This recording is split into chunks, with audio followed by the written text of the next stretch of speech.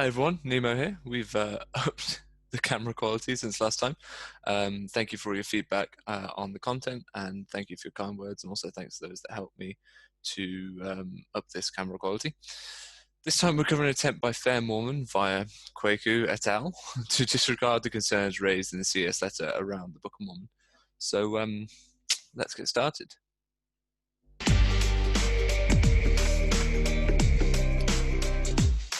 King James errors and my good Mormon Bible. ¿No se traducen exactamente igual las palabras de otro idioma? What? Let's start with section 1 of the CES letter, the Book of Mormon. What's interesting about this is that in the first edition of the CES letter, the 2013 edition... Oh, you mean the sincere letter that Runnels wrote by himself, totally not ripped off of random ex-Mormons on the internet? Yeah, that one! Yeah. In the 2013 edition, Jeremy linked a Wikipedia page citing errors of translation. However, that page itself updated to say that the Book of Mormon has translational variations of the 1769 King James Version of the Bible. Variations and errors are not the same thing. To save face, Runnels... Hang on. Right, so the Wikipedia article changed. Okay, what's that got to do with anything?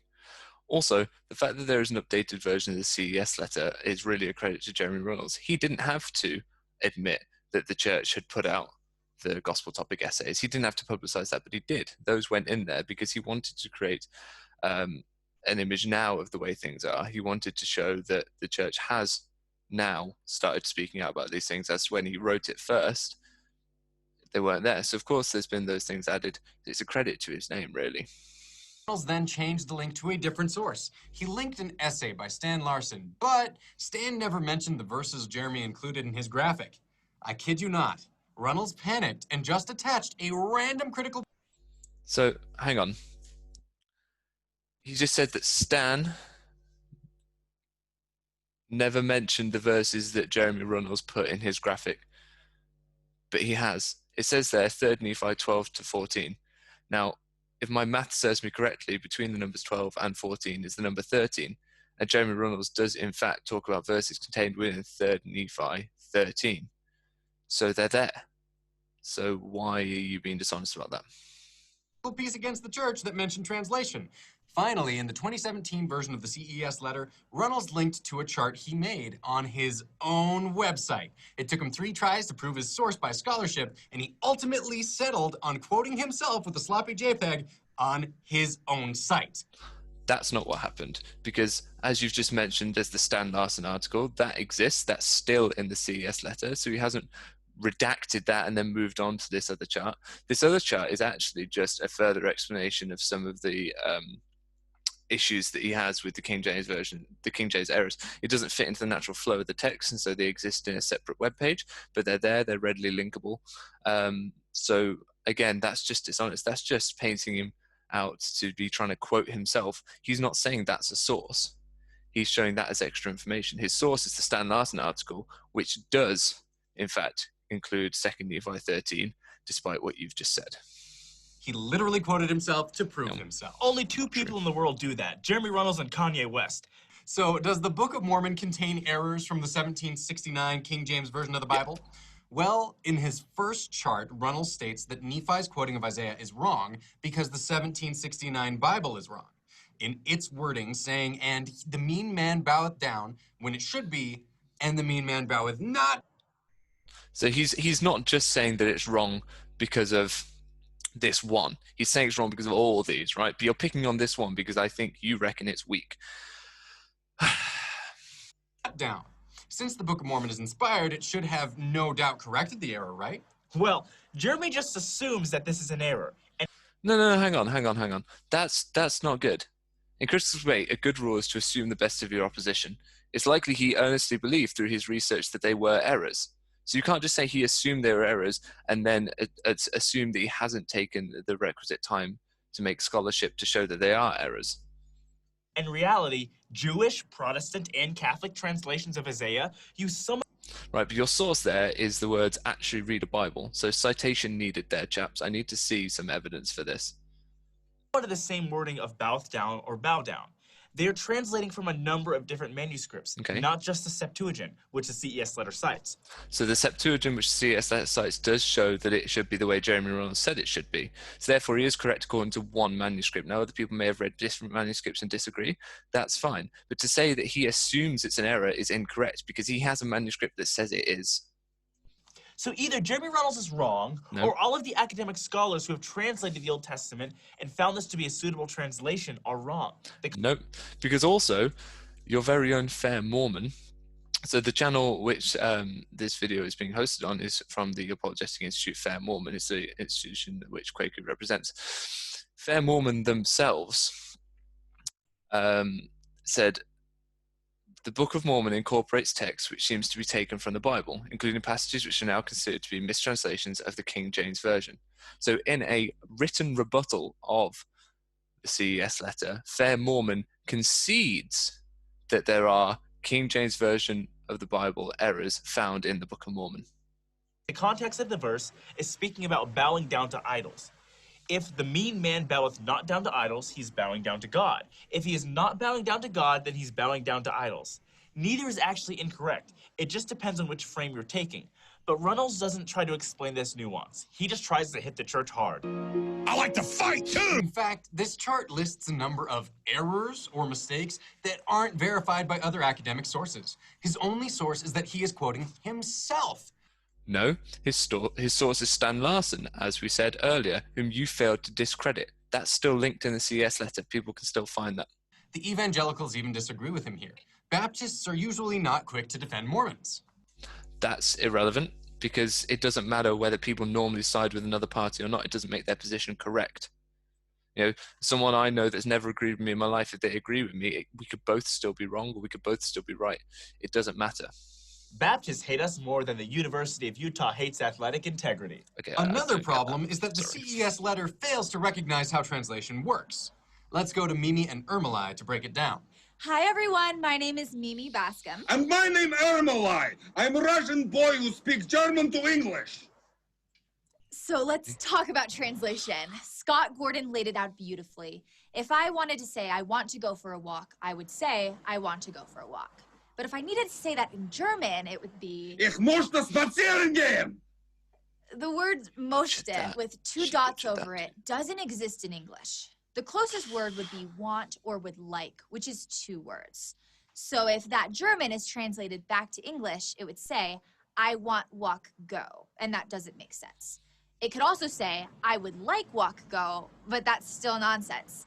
So to sensibly translate that German to English, the 4-word German sentence must turn into an 8-word English sentence. I would like to go for a walk. That is correct, Ermolai. And to make the translation make sense, you must add in the other words. The translators of the Bible understood this. And naturally, because Nephi in the Book of Mormon spends a few chapters quoting Isaiah, these extra biblical words appear as well. It's interesting that the CES letter manipulates the reader by assuming these necessary additional words count as errors. That is not what it does. It doesn't say they are errors. It shows they are erroneous in their presence within the Book of Mormon. They don't. The Book of Mormon is a translation. It is allowed to use the method of translation. This whole translation argument is a straw man. As a German speaker myself, I understand fully the need to change word orders and add words in a process translation. However, the point made by the CS letter isn't that the italics shouldn't be there in the sense of grammar and translation, is that they shouldn't be there in that they are the product of 17th century authors who kindly italicized them so we would know exactly what words have been added to help the translation make sense. Those words were added by men in the 17th century. It goes on to ask this. What do these 17th century italicized words do in the Book of Mormon? Very good question. Folks, I thought about how this would make the Book of Mormon somehow inauthentic. Remember, the filler words have to be different or completely missing for the Book of Mormon to be true. No, that's not what he's saying. He's saying it's problematic because the Book of Mormon was written from approximately 2200 BC to the 5th century AD. Why does it contain the exact words of 17th century translators? Those words are okay to be there in any form of translation. It's fine. But the problem is that they're there in the exact same way as they were there from translators in the 17th century. Now, just to throw you a bone, maybe God revealed them to Joseph verbatim, just as the translators wrote them. Well, then why later on in Joseph Smith history, Joseph Smith translation rather, does Joseph amend some of these verses? Why would he need to correct the words that God revealed to him directly later on down the line? Both the Book of Mormon and Bible say, nevertheless, the dimness shall not be such as was in her vexation. Brad, both of those paragraphs use the word shall, be, and was. Obviously, those aren't normal words. The fact that both claim to be translation and use those words where they make sense is total evidence that Joseph Smith was a lying con man and Utah is stupid. The CES letter goes on to say this. The Book of Mormon includes mistranslated biblical passages that were later changed in Joseph Smith's translation of the Bible. These Book of Mormon verses should match the inspired JST version instead of the incorrect KJV version that Joseph Smith later fixed. I don't want to sound like a jerk here. I mean, yeah, you do. It appears the CES letter is deliberately withholding the truth and altering the facts. Jeremy Runnels compares Matthew 6:25 through 27 with 3 Nephi 13:25 through 27. If the Book of Mormon is correct and Joseph Smith was fixing biblical mistakes, theoretically they would match. The resurrected Christ sermon at the temple is almost the exact same as his Near Eastern Sermon on the Mount. Here is the graphic from the letter, and we can see how these two verses are the same, and they shouldn't be. Mm-hmm. Wait, no, they should Brad, be. Do you see those ellipses? Oh, yeah, those 3 dots. Usually that means there's Yeah, I see where you're going with that. Now, of right? course there are words missing. Runnels is about as honest as I am Chinese. Hint, hint. I'm not Chinese. So not only is the verse in the CES letter not complete, it goes on to make a very embarrassing mistake. It appears that the Bible version of Matthew 6:25 and 3 Nephi 13:25 are the same. The CES letter cites the Joseph Smith translation of the Bible, Matthew 6:25, and we see that they are different. Here's what the antis don't understand. The Book What of don't we Mormon was understand? translated without verse numbering. That came after. If you compare the book...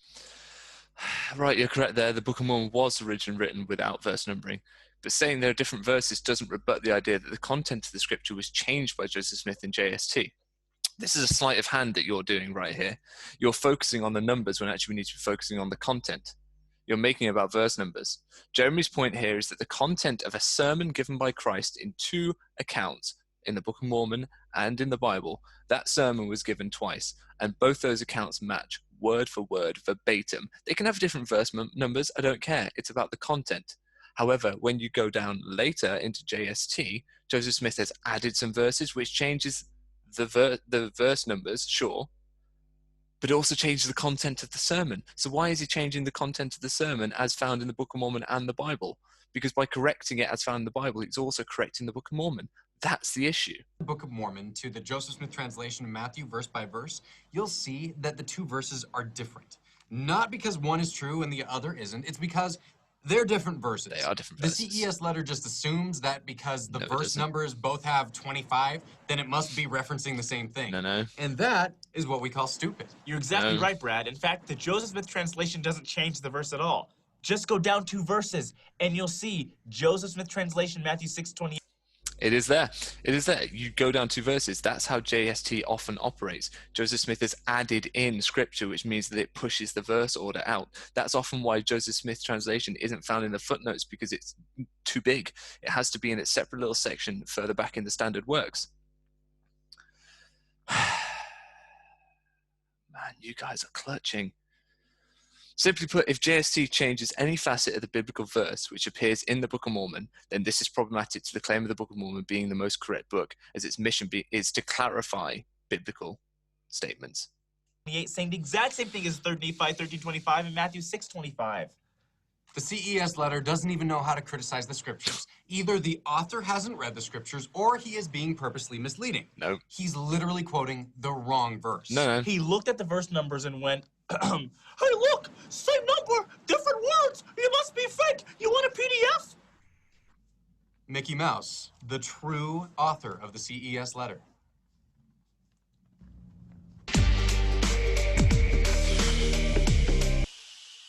Well,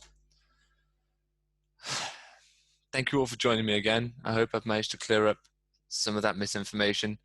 Go read the CES letter. Read it for yourself. Scrutinize it yourself. See if it makes sense to you.